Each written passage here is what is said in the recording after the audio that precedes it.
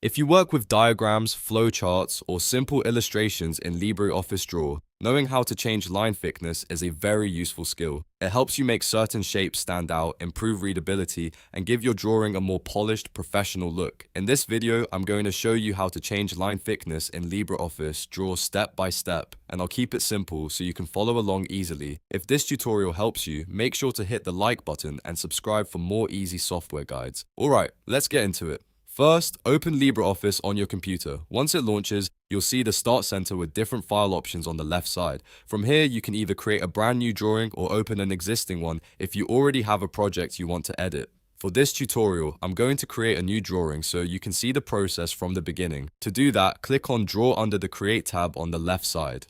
This will open a new LibreOffice Draw document. Once the blank drawing file is open, you're ready to work with your lines or shapes. Now, select the object whose line thickness you want to change. This can be a straight line, a rectangle, a circle, or any other shape that has an outline. After selecting the object, right-click on it to open the context menu. From the menu, choose Line. This is the option that lets you edit the line properties for that object.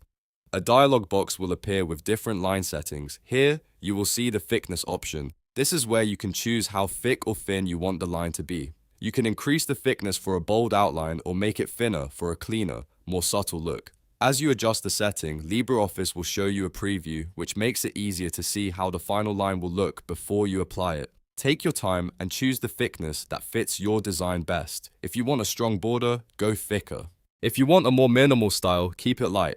Once you're happy with the preview, click OK to apply the changes, and that's it. You've successfully changed the line thickness in LibreOffice Draw. It's a quick and easy process once you know where to look, and now you can use it to improve the appearance of your drawings and documents. If you found this video helpful, please like, subscribe, and turn on notifications so you don't miss more LibreOffice tutorials and other helpful software tips. Thanks for watching, and I'll see you in the next one.